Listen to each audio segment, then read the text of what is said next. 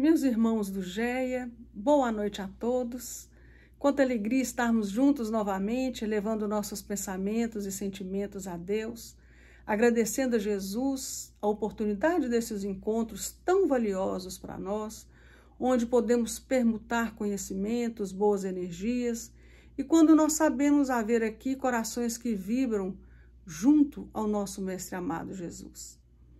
Na noite de hoje, meus irmãos, nós falaremos, muito emocionados, inclusive, tamanha beleza desse estudo, que fala sobre a lei de justiça, amor e caridade, fazendo referência ao capítulo 11 do livro 3º das leis morais, que está em o livro dos Espíritos.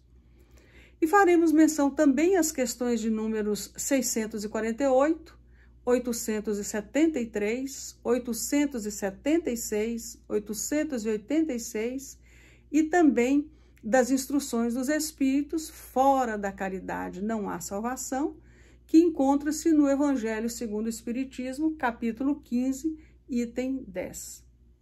Mas, antes de nós adentrarmos as questões, nós vamos começar pela profundeza que está no próprio título, para melhor nós compreendermos a profunda beleza desta lei de justiça, amor e caridade. Algo que temos aprendido com estudiosos sérios da doutrina espírita, que, como alunos de Jesus, vão abrindo caminhos para ampliar também o nosso entendimento.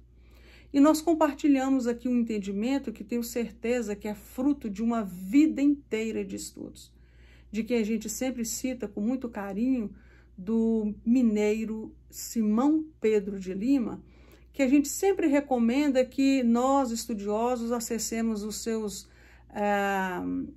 conteúdos disponíveis lá no YouTube, porque nós aprenderemos muitíssimo com ele. Ele que é um profundo estudioso do Espiritismo, eu diria um apaixonado pela doutrina espírita, cuja didática é impecável e cujo gosto pelo estudo ele consegue contaminar a gente e aumentar a nossa vontade de estudar. Vale a pena conferir. Então, nós começaremos o nosso estudo de hoje partindo do próprio título. Nós vamos observar quão interessante e sábio foi Allan Kardec ao colocar no título dessa lei o amor e a caridade separadamente. Porque, aparentemente, parece até uma redundância ele ter feito isso, quando na expressão latina as duas palavras significam a mesma coisa, significam amor. Ou seja, caritas, caritatis, qualidade de caro, de ter alto preço, preciosidade, estima, afeto, enfim, amor. Mas, como nós bem sabemos, nada, absolutamente nada que Kardec fez era destituído de um significado profundo. Porque para nós, amor é uma palavra só, e ela pode muitas das vezes exprimir diversas sensações, como por exemplo o amor ao nosso pai, o amor paterno, o amor à nossa mãe, o amor materno, o amor conjugal, o amor apaixonado, a paixão em si, tudo isso nós chamamos, generalizamos e chamamos de amor. Mas nós temos aprendido que na estrutura grega existem 4 palavras que vão definir cada tipo de amor, que são as palavras eros. O amor eros é aquele amor epitelial, de pele, esse amor da paixão, das sensações. O amor estorgé, que é o amor entre família, né, entre os parentes, de consanguinidade. O amor fíleo, que é o amor da amizade fraternal. Fraterno, de irmãos, né? Daí vem a palavra filantropia, daí vem a palavra caridade no grego, que vem de fíleo. Caridade, filantropia, fíleo. É um amor que não se cobra, é um amor que não exige nada, inclusive sequer taxas de reconhecimento. É o amor da convivência, eu gostar de um amigo. Então, essa é a ideia de amizade que está nessa lei, fíleo. E, por fim, a palavra ágape, muito utilizada nos evangelhos, muito utilizada pelo apóstolo Paulo, que é o amor da transcendência. é o amor divino, é o amor que se liga a Deus, é o amor da nossa relação com Deus.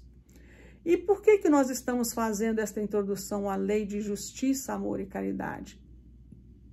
Simplesmente para que nós possamos perceber que nela está contido o primeiro mandamento da lei: amar a Deus, amar ao próximo e amar a si mesmo.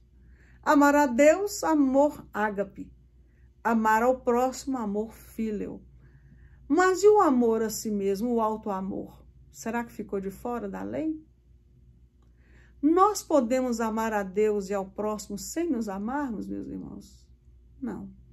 E quem que é o próximo mais próximo de nós, senão que nós mesmos? Então, amar ao próximo como a si mesmo, esse como do primeiro mandamento é do mesmo modo. Porque se eu não for meu melhor amigo, eu não preciso de inimigo algum para me fazer infeliz. Então, a gente vai compreendendo a beleza dessa separação que Kardec fez de amor e caridade nesta lei. Ou seja, Kardec embutiu o primeiro mandamento nela e por isso ela é considerada a lei mais importante, porque faculta ao homem adiantar-se na vida espiritual, visto que resume todas as outras leis. Isso está lá na resposta da questão 648. Que outras leis são essas? São as demais leis que está lá no capítulo que trata dessa questão da lei natural, que para um melhor entendimento da praticidade, Kardec faz o quê? Ele propõe aos espíritos a possibilidade de desdobrar essa lei natural em 10 leis didaticamente apresentadas e divididas por Kardec. Que os espíritos dizem que não são, dizem a Kardec, que não são somente essas 10 leis divinas, mas dizem para ele, será para vós um elemento de entendimento. Ou seja, com essas 10 leis que ele chama leis divinas ou naturais, já dá para nós termos uma ideia do entendimento das leis divinas. Então, aqui, vamos fazer uma pincelada sobre essas leis.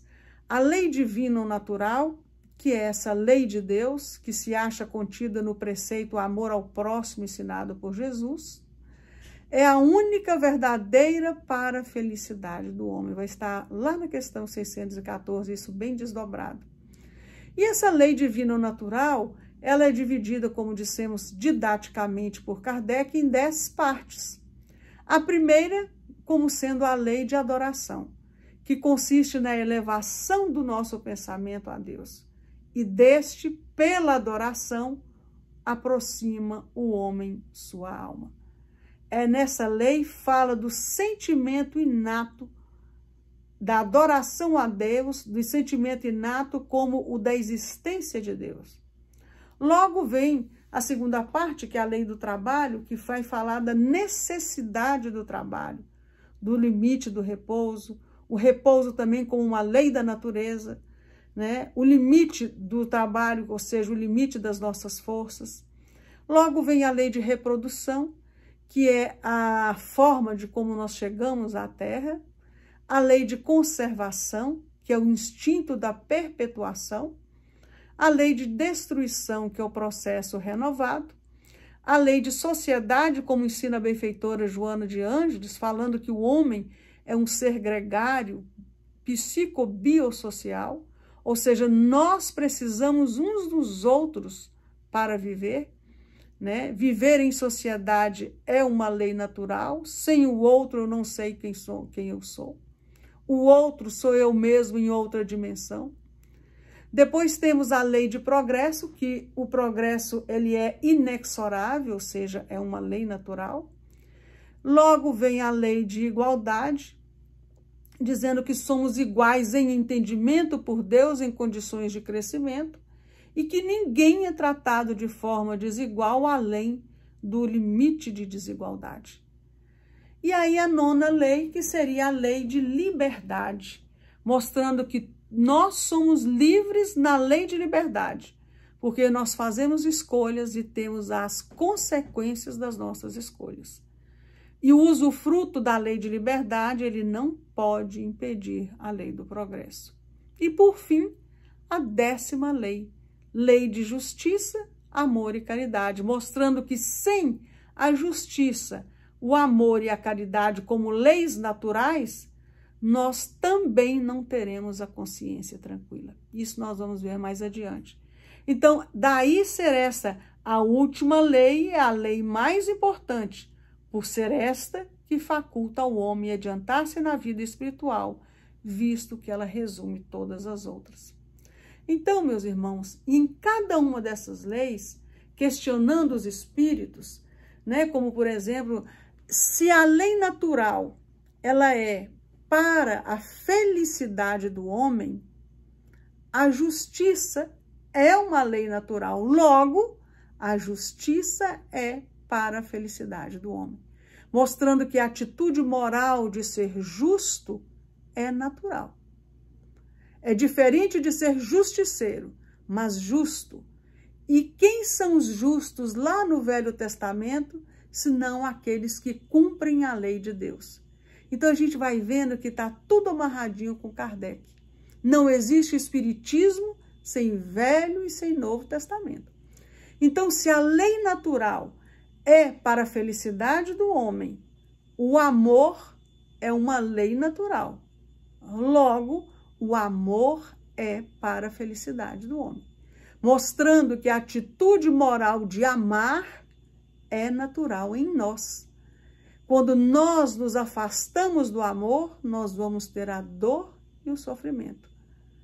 Mas o amor, diferente de ser o amor piegas, de apego, simplesmente amar. O amor equilibrado ensinado por Jesus. Por isso, o Dr. Bezerra de Menezes nos diz que é preciso aprender a amar para melhor servir. Então, se a lei natural é para a felicidade do homem, a caridade é uma lei natural. Logo, a caridade é para a felicidade do homem, mostrando que a atitude moral de ser caridoso é natural em nós. Diferente de sermos materialistas, mas sermos caridosos no sentido de ser amigo do outro e amigo de si mesmo, construindo o bem dentro de nós, a partir de nós e junto ao outro. Então aí a gente vai vendo que nós falamos aqui da justiça, do amor e da caridade como uma lei natural.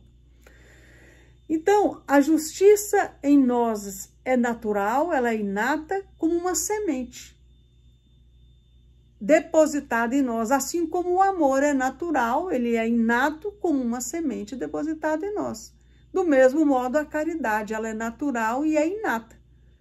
Então, aliás, está lá no Evangelho segundo o Espiritismo que a caridade é a virtude do próprio Criador dada à sua criatura. Então, se é natural, se é inato e se é semente, o que está faltando? Desenvolver essa semente em nós. A semente da justiça, do amor e da caridade são plantações em nós que precisam ser desenvolvidas para se tornarem virtudes um dia. É por essa razão, meus irmãos, que nós vamos ver no Evangelho segundo o Espiritismo, capítulo 15, item 6, Paulo vai dizer da necessidade da caridade segundo Paulo. Nós vamos ler na íntegra.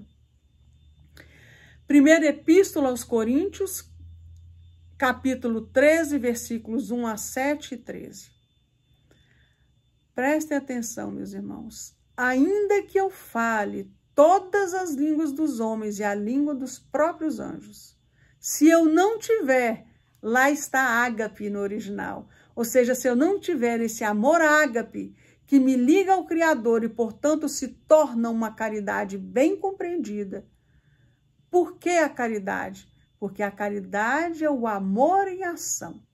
A caridade é o amor, vamos dizer assim, no seu PhD.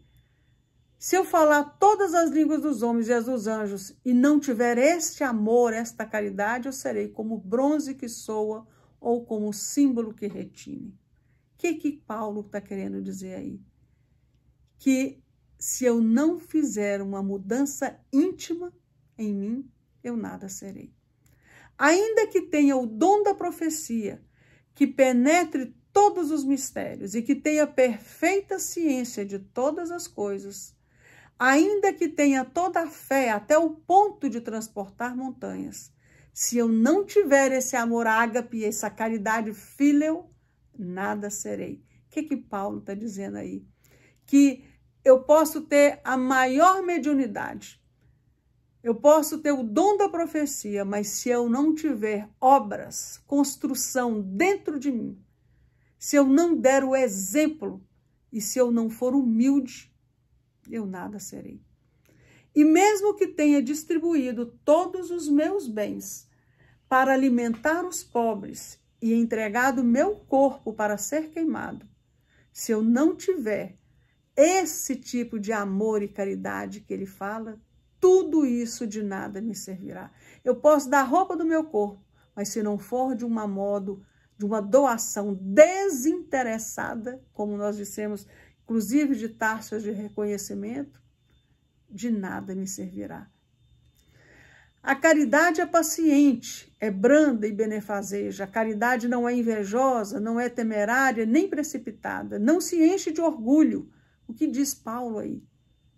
Que ser resignado, perdoar, ser prudente é uma forma de caridade. A caridade, aí continua a epístola, não é desdenhosa, não cuida de seus interesses, não se agasta, nem se azeda com coisa alguma, não suspeita mal, não se jubila com a injustiça, mas se rejubila com a verdade. Paulo fala da decência, da razão. Olha que interessante, usar o nosso raciocínio é ser caridoso nessa profundidade do entendimento do que vem a ser caridade e amor ágape. Tudo suporta, tudo crê, tudo espera, tudo sofre. Paulo fala de quê? De tranquilidade. Veja bem, nos dias de hoje, em que nós estamos ainda tão ansiosos, cheio ainda de ansiedades, né? Cheio ainda de depressões, ele mostra que ser tranquilo é ser caridoso, ser calmo é um modo de ser caridoso, ter sabedoria e justiça, amor a próximo e a si mesmo é uma forma de caridade. E termina assim, agora entre estas três virtudes, a fé, a esperança e a caridade, a mais excelente dela é a caridade. Então, essa caridade, esse amor ágape. Então, é uma passagem comentada por Kardec no item 7 do capítulo 15 do Evangelho, e eu, meus irmãos, me atreveria a dizer que este é o manual do amor fraterno. É a cartilha para a nossa reforma íntima sem martírios. É como se nós pudéssemos imprimir esta epístola de Paulo, bem compreendida agora com a luz da doutrina espírita, plastificar e carregar no bolso, para a gente lê-la diariamente, porque ela é um verdadeiro roteiro de vida. E continua Kardec, de tal modo compreendeu São Paulo essa grande verdade, que nós estamos compreendendo agora, 2000 anos depois, que Paulo coloca assim, sem equívoco, a caridade acima da fé. A caridade, por tudo isso que falamos, ela passa pelo ágape e transforma-se em ação, fíleo. É que a caridade ela está ao alcance de toda a gente, diz Kardec, do ignorante como do sábio, do rico como do pobre, independente de qualquer crença particular, de todos, enfim. Ou seja, todos nós podemos fazer esse movimento de nos religar ao Pai. E, em consequência dessa religação, todos podemos nos auto-amar. E, a partir de nós, amar ao próximo. Já que também, lá no Evangelho segundo o Espiritismo, capítulo 17, Sede Perfeitos, nas instruções dos Espíritos, item 7, temos lá a leitura intitulada O Dever, onde dizem os benfeitores da humanidade que o dever é a obrigação moral da criatura para consigo mesma, primeiro. Muito interessante, porque nós viemos de culturas que a gente sempre quer para fazer o bem para o outro. Mas a partir de nós, o bem se constrói primeiro de nós, porque onde que é a construção divina? O reino de Deus é uma obra divina dentro do coração do homem. Então, o dever é a obrigação moral da criatura para consigo mesma, primeiro, e em seguida para com os outros. O dever é a lei da vida. Com ele deparamos nas mais ínfimas particularidades, como nos atos mais elevados. E aí ele diz, quero aqui falar apenas do dever moral, e continua, e por aí segue essa belíssima instrução dos Espíritos, e Kardec continua. Faz mais, Paulo, né? Define Paulo a caridade, mostra não só na beneficência, como também no conjunto de todas as qualidades do coração, na bondade e na benevolência para com o próximo. E aí então, meus irmãos, a gente para pensar um pouquinho aqui. Qual é mesmo a bandeira da doutrina espírita? Fora da caridade não há salvação. Então, diante dessa beleza que Paulo nos traz, nós podemos interpretar também como sendo fora da mudança íntima, não há evolução. Salvação quer dizer evolução. Fora das obras, a construção dentro de nós, fora do exemplo, fora da humildade, não há evolução. Fora da resignação, da aceitação, do perdão, da prudência, não há evolução. Fora da decência, do uso da razão, não há evolução. Fora da tranquilidade, da sabedoria, da justiça e do amor ao próximo como a si mesmo, não há evolução. O que nós podemos chegar à conclusão final dessa bandeira do Espiritismo, bem compreendido, numa só palavra que fora de Deus não há evolução. É isso que Paulo e Kardec vêm nos reafirmar junto aos ensinos dos benfeitores da humanidade, sob a égide de Jesus. Resultado, nós emborcamos na mais importante das leis, a lei de justiça, amor e caridade. Fora da caridade não há salvação, fora de Deus não há evolução.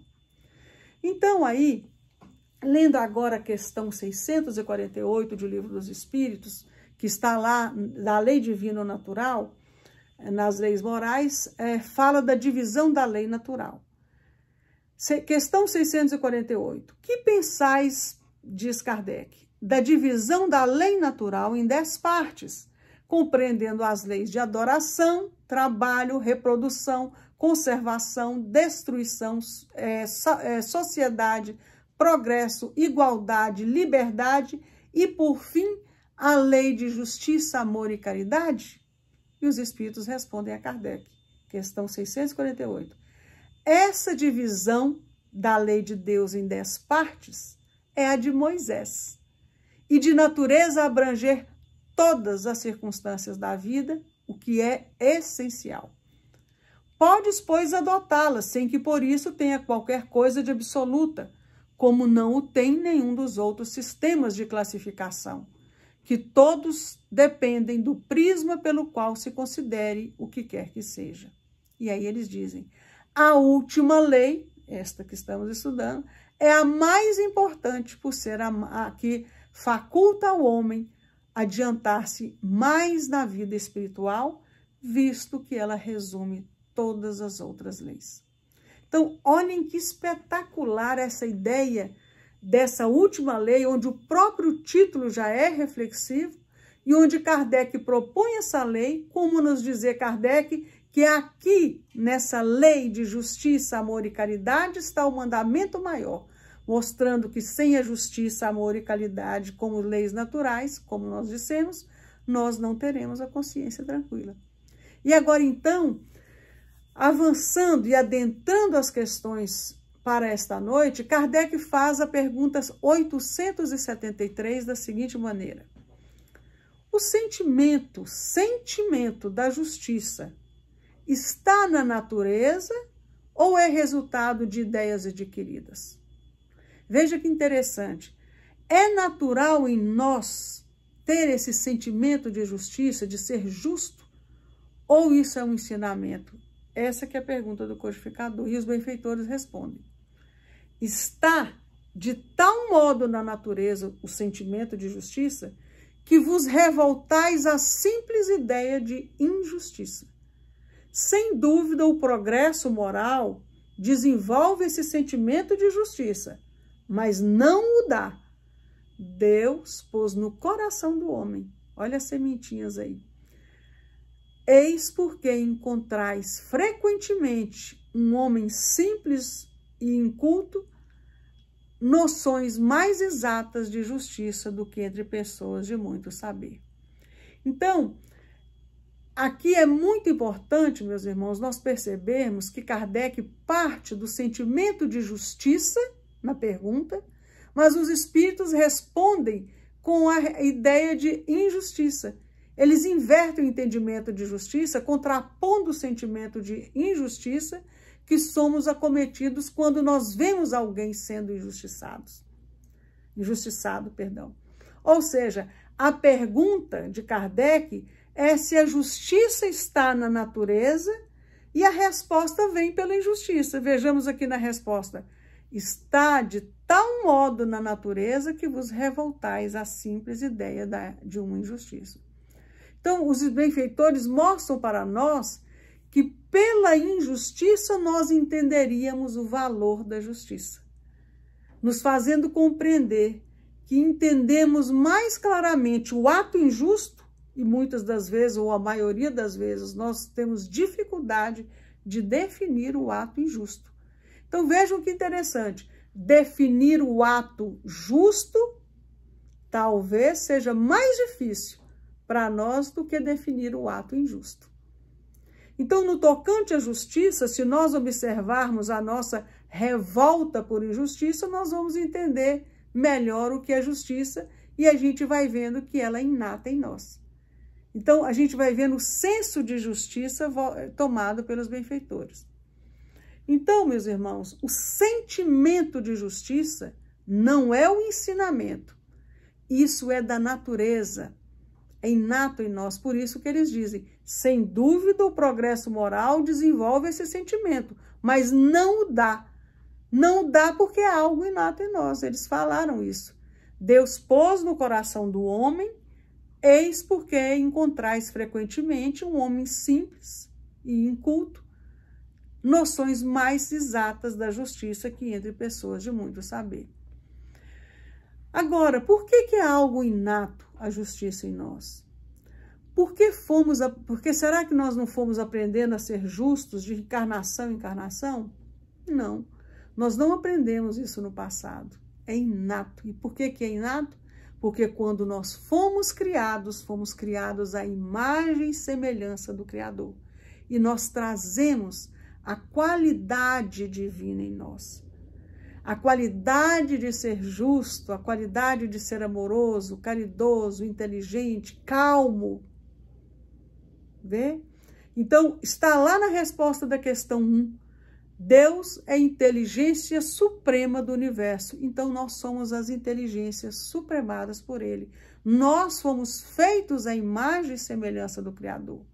Então, para nós compreendermos melhor isso, o que nós temos falado aqui anteriormente, nós vamos lá na questão 614, que Kardec pergunta, está lá na lei da lei divina ou natural, caracteres da lei natural, questão 614.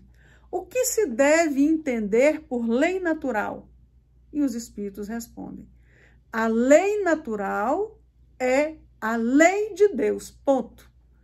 É a única verdadeira para a felicidade do homem. Indica-lhe o que o homem deve fazer ou deixar de fazer.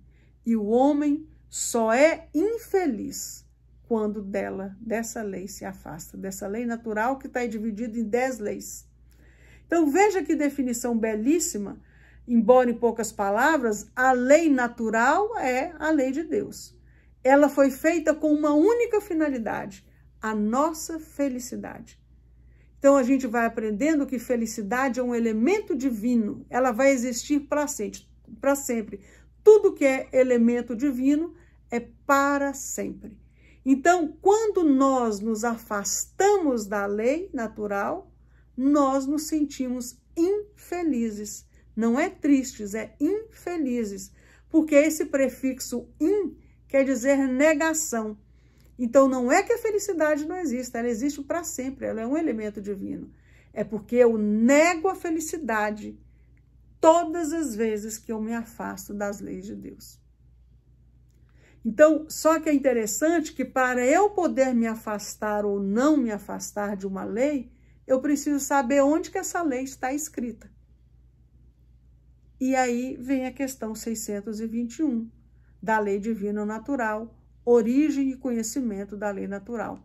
Kardec pergunta, onde está escrita a lei de Deus? E os benfeitores respondem, na consciência. E aí nós vamos entendendo que quando nós nos afastamos das leis que estão íncitas em nossa consciência, a nossa consciência dá um sinal. É por isso que nós nos sentimos infelizes, que é um outro nome que a gente dá de peso de consciência. Então, a consciência, é na consciência que nós temos o elemento de Deus. E é lá que nós temos o sentimento de felicidade ou não. É lá que tem o elemento que nos faz sentir felizes quando estamos em paz. Paz de quê? Paz de consciência. Então, vive-se em paz quem tem a consciência quite com a vida. Ou seja, a lei de Deus está sendo entendida, vivenciada, então a nossa consciência está quite. Porque se Deus é a inteligência suprema, nós somos os seres inteligentes do universo também, nós somos as inteligências supremadas por ele. Então, nós temos elementos da divindade que nos impulsionam para a evolução, porque nós somos seres perfectíveis. E se somos seres perfectíveis, a perfectibilidade está em nós. O aperfeiçoar é natural em nós. Então, nós temos o germe da perfeição. E no germe da perfeição está o senso de justiça. Então, é um encadeamento fantástico, eu diria, espetacular de ideias. Por isso é que é inato, daí os espíritos dizerem aqui, mas não o dá. Sem dúvida, o progresso moral desenvolve esse sentimento, mas não o dá.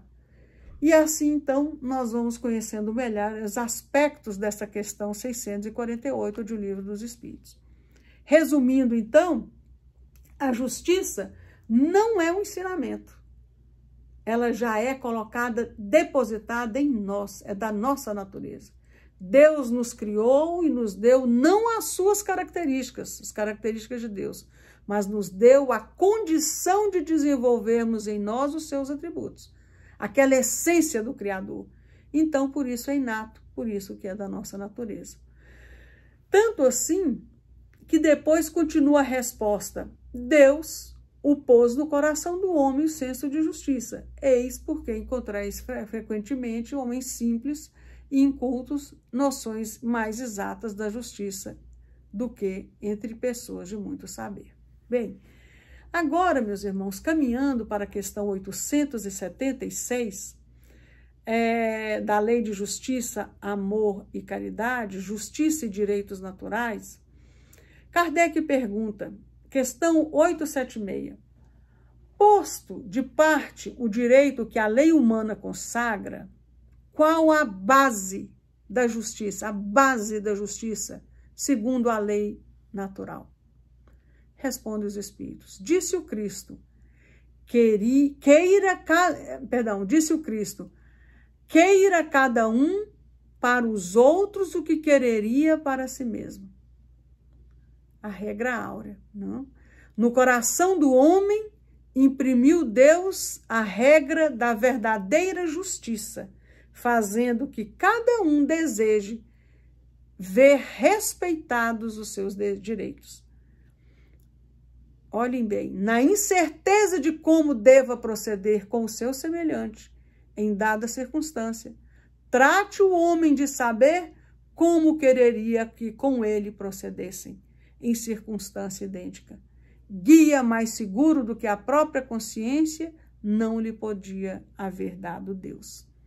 Ou seja, Kardec faz um comentário aqui que efetivamente o critério da verdadeira justiça está em querer cada um para os outros o que quer para si mesmo, e não em querer para si o que quereria para os outros, o que absolutamente não é a mesma coisa.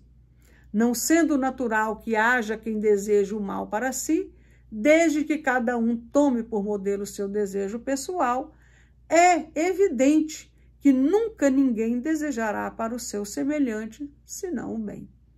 Em todos os tempos e sob o império de todas as crenças, sempre o homem se esforçou para que prevalecesse o seu direito pessoal. A sublimidade da religião cristã está em que ela tomou o direito pessoal por base do direito do próximo. Então, essa é a famosa regra áurea: não fazer ao outro o que eu não gostaria que fizesse comigo mesmo. Ou faça ao outro o que gostaria que fizesse com você. Por quê? Porque a real justiça é não tratar mal a ninguém.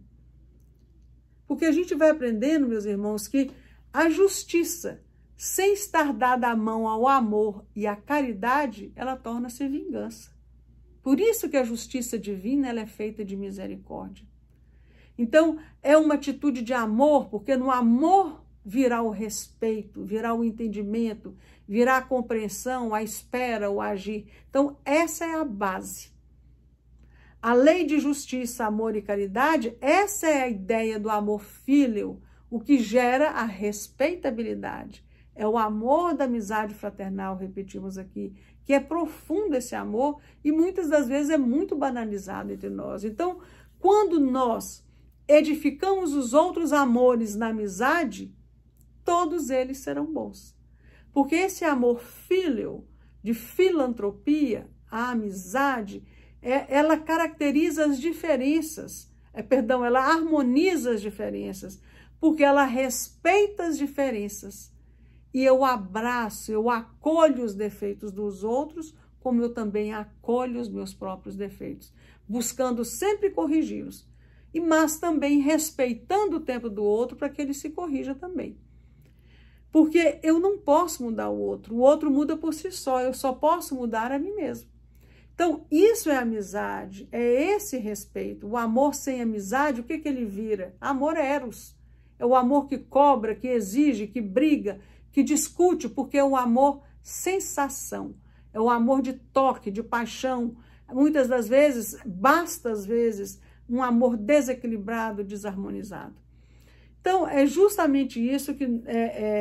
porque se nós desejamos aos outros o que queremos para eles, para nós estamos sendo fraternos na intimidade ou na estranheza. E aí, então, outro tópico, caridade e amor ao próximo, caminhando já para o final de nossos estudos, vem a pergunta 886 de O Livro dos Espíritos, que está lá na parte 3ª das Leis Morais, capítulo 11 da Lei de Justiça, de Amor e Caridade, caridade e amor ao próximo, questão 886. É belíssimo esse ensinamento, meus irmãos. Qual o verdadeiro sentido da palavra caridade como a entendia Jesus? E a resposta é: benevolência para com todos, indulgência para as imperfeições alheias, perdão das ofensas. Benevolência para com todos, não é para com alguns, é para com todos.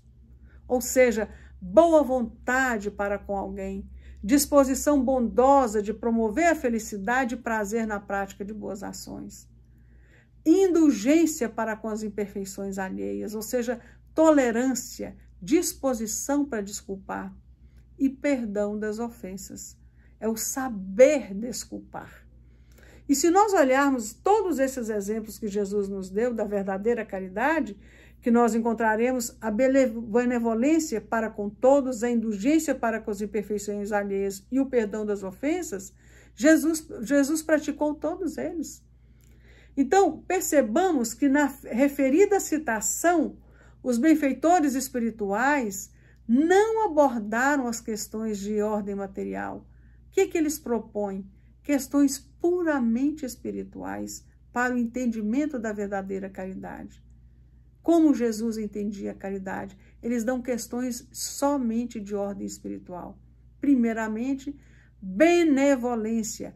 Bene quer dizer bem, mas volere, dando ensejo a palavra volição, que quer dizer vontade.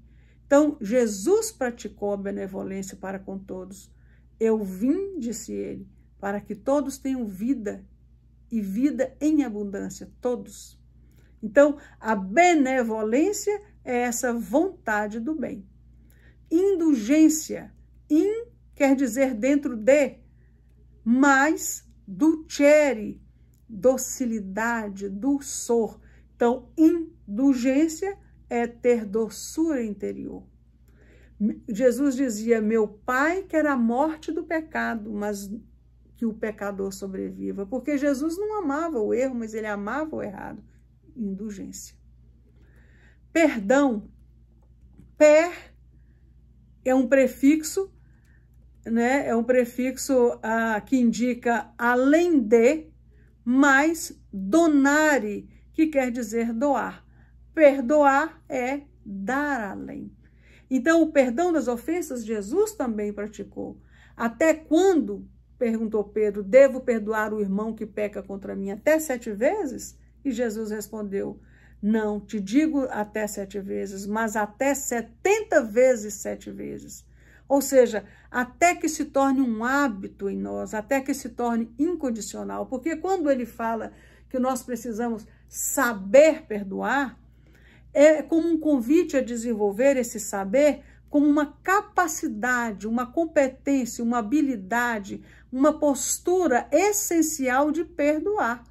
Então, é desenvolver a habilidade do perdão, meus irmãos, é lá na nossa casa íntima, perdão, na nossa casa mental, que nós temos o telhado, que são o nosso supraconsciente, o térreo, que é o nosso consciente, e lá no nosso inconsciente, que estão os nossos automatismos, é fazer o perdão como um hábito.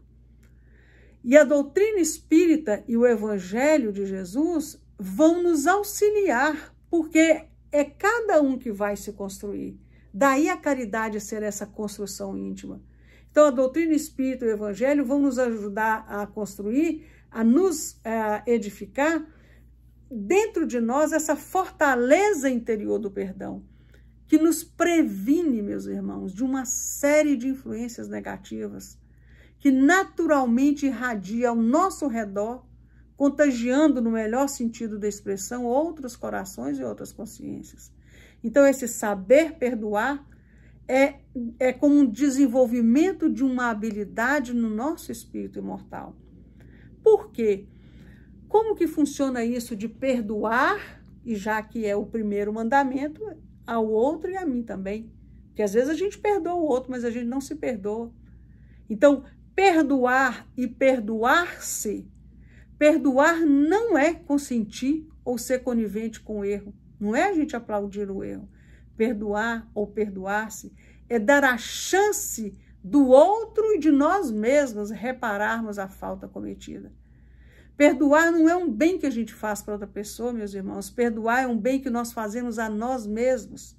Jesus, quando ensina o perdão, não é para a gente ser bonzinho, não. É para nós termos reconforto íntimo. Então, perdoar, olha que interessante, não é absorver a pessoa do erro. Então, eu perdoei, a fulano está absolvido do erro que cometeu. O perdão não vai absorver a outra pessoa do erro. Porém, somente nós próprios que podemos nos libertar da ofensa. Porque o fato de perdoar pode não modificar a outra pessoa, mas eu vou ter paz. E por que nós não podemos absorver a pessoa do erro, mesmo que nós tenhamos perdoado de coração? Porque o universo está regido por leis. E qual é a mais importante das leis? Lei de justiça, amor e caridade. porque resume todas as outras. Então, estas leis que estão controlando as nossas vidas. Se nós ferimos ou fomos feridos, houve um mal causado contra a lei divina. E então nós somos candidatos a reparar, não é uma punição, é uma educação, a reparar a lei que nós infringimos, mesmo que o outro nos tenha perdoado. Então, é importantíssimo para nós entender essa dinâmica da vida. E o que a doutrina espírita nos diz a respeito? Que são as leis divinas que regulamentam o nosso comportamento. Que nós só somos infelizes porque estamos querendo quebrar essas leis divinas.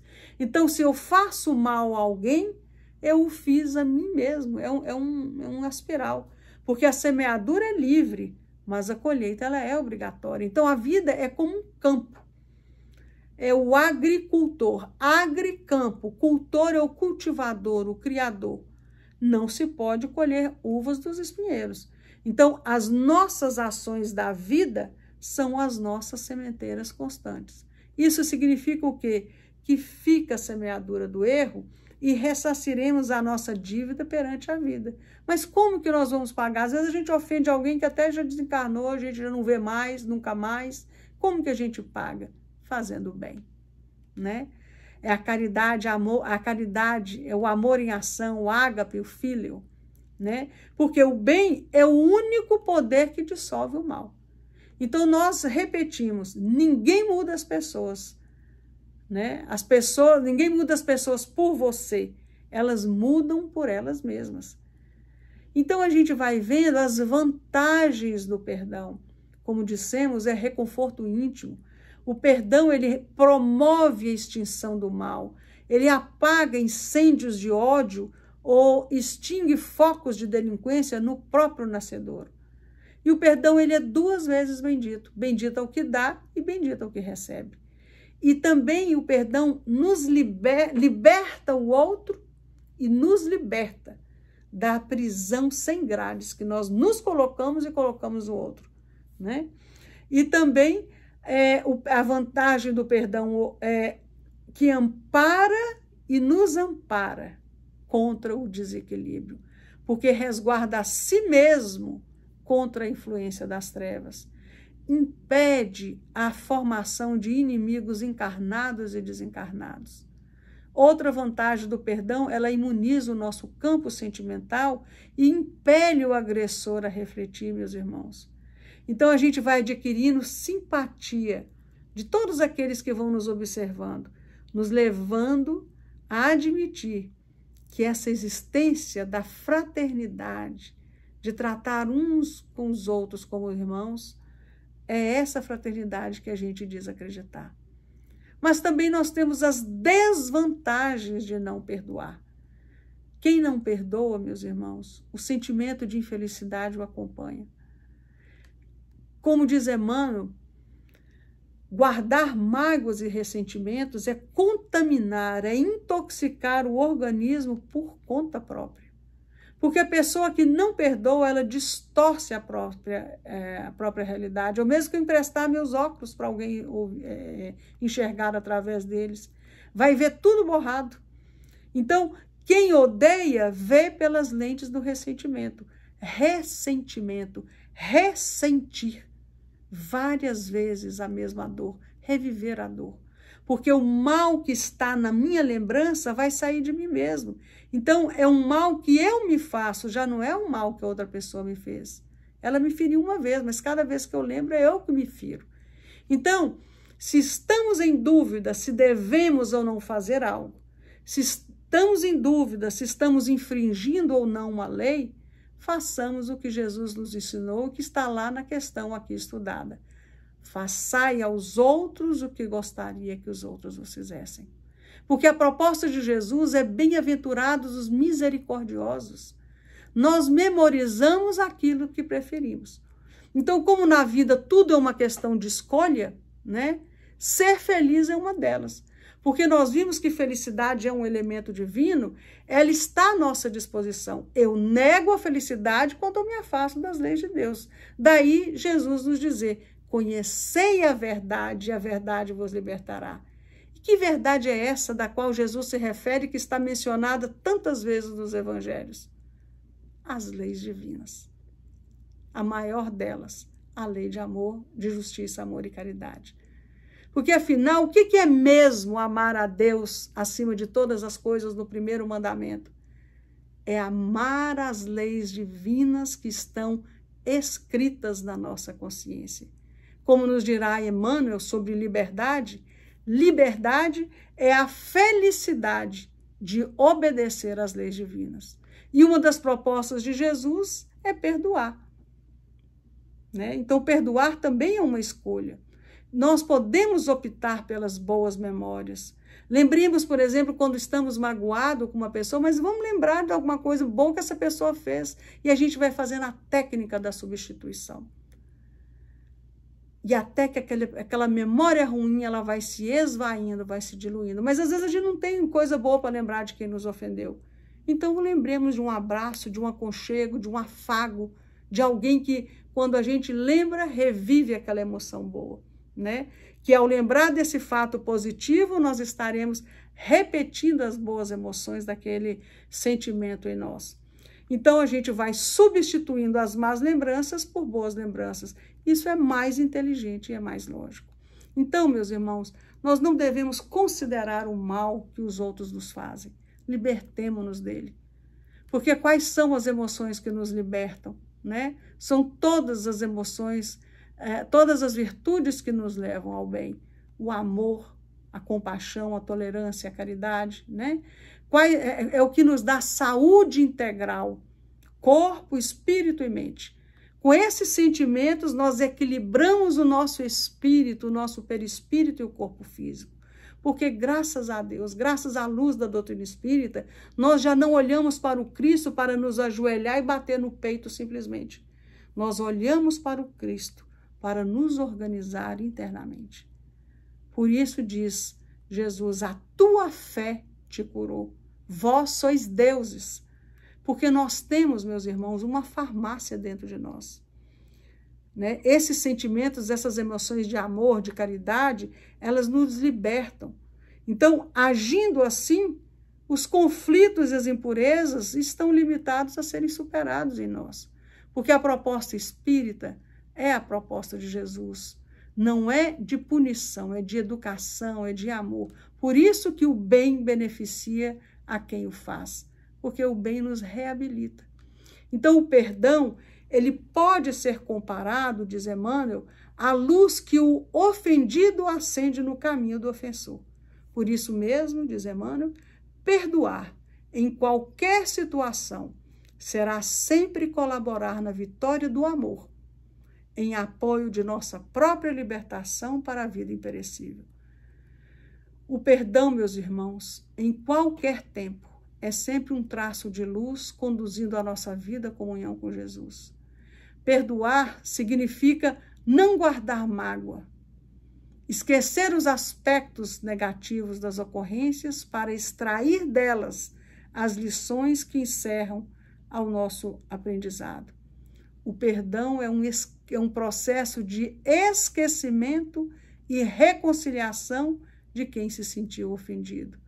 Perdão é o sincero e filho, perdão é filho espontâneo do amor e, como tal, não exige reconhecimento de qualquer natureza. E, por fim, o perdão é o envoltório da indulgência, da doçura interior. E aí, terminando, Kardec faz uma nota nessa questão 886, dizendo de que o amor e a caridade são o complemento da lei de justiça. Agora nós temos uma visão do amor e da caridade separada. O amor e a caridade são o complemento da lei de justiça. Pois amar o próximo é fazer-lhe todo o bem que nos seja possível, que desejaríamos que nos fosse feito. Tal o sentido destas palavras de Jesus. Amai-vos uns aos outros. Você, o outro e você mesmo. Amai-vos uns aos outros como irmãos. A caridade, segundo Jesus, não se restringe à esmola, abrange todas as relações em que nos achamos com os nossos semelhantes. Sem eles, sejam eles nossos inferiores, nossos iguais ou superiores. Ou seja, o amor, a amizade tem que ser de nós para conosco também. E Kardec diz, ela, ou seja, a caridade, nos prescreve a indulgência, porque da indulgência precisamos nós também. E nos proíbe de que humilhemos os desafortunados, contrariamente ao que se costuma fazer.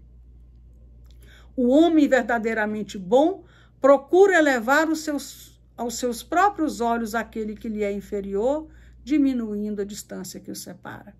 E aí, então, terminando definitivamente, porque a gente vai complementar com o capítulo 15, item 10, instruções dos espíritos, fora da caridade não há salvação. Paulo, nós vamos encerrando com Paulo, em que ele diz, meus filhos, na máxima, fora da caridade não há salvação, estão encerrados os destinos dos homens na terra e no céu. Essa divisa é o facho celeste, a luminosa coluna que guia o homem no deserto da vida, encaminhando-o para a terra da promissão. Qual que é a terra da promissão? O reino de Deus que está dentro de nós. Não poderia o Espiritismo provar melhor a sua origem do que apresentando-a como regra. Por isso é que é um reflexo do mais puro cristianismo. Levando-a por guia, nunca o homem se transviará. Dedicai-vos assim, meus amigos, a perscrutar-lhe o sentido profundo e as consequências. É isso que nós estamos aprendendo, o sentido profundo da caridade. E descobrir-lhe por vós mesmos todas as aplicações. Submetei todas as vossas ações ao governo da caridade e a consciência vos responderá. Não só ela evitará que pratiqueis o mal, como também fará que pratiqueis o bem, porquanto uma virtude negativa não basta, é necessária uma virtude ativa. Para fazer-se o bem, mister sempre se torna ação da vontade. Para se não praticar o mal, basta as mais das vezes a inércia e a despreocupação. Meus amigos, agradecei a Deus o haver permitido que pudesseis gozar da luz do Espiritismo. Não é que somente os que a possuem hajam de ser salvos, ou seja, hajam de se evoluir. É que ajudando-vos a compreender os ensinos do Cristo, ela, a doutrina espírita, vos faz melhores cristãos. Esforçai-vos para que os vossos irmãos, observando-vos, sejam induzidos a reconhecer que verdadeiro espírita e verdadeiro cristão são uma só e a mesma coisa, dado que todos quantos praticam a caridade são discípulos de Jesus, sem embargo da seita que pertençam. E assim nós encerramos o nosso estudo com Paulo, o apóstolo, aquele que ninguém mais do que Paulo compreendeu o sentido da verdadeira caridade, desse amor ágape. Paulo, apóstolo, Paris, 1860. E assim, meus irmãos, nós encerramos os estudos da noite de hoje. Uma boa noite a todos e gratidão a Deus, a Jesus, aos benfeitores da casa e aos profundos estudiosos da doutrina espírita que nos abrem caminho ao melhor entendimento do Evangelho de Jesus à luz do Espiritismo. E gratidão não poderia ser diferente a Allan Kardec, pelo trabalho de inigualável beleza e amor. Parabéns à casa pelo curso Manual do Amor Fraterno e que Jesus os conduza nos estudos e nos amplie o entendimento de seu Evangelho de amor. Fiquem com Deus, que Jesus, meus irmãos, seja sempre a nossa doce companhia. Uma boa noite a todos e muito obrigada mais uma vez. Fiquem com Deus.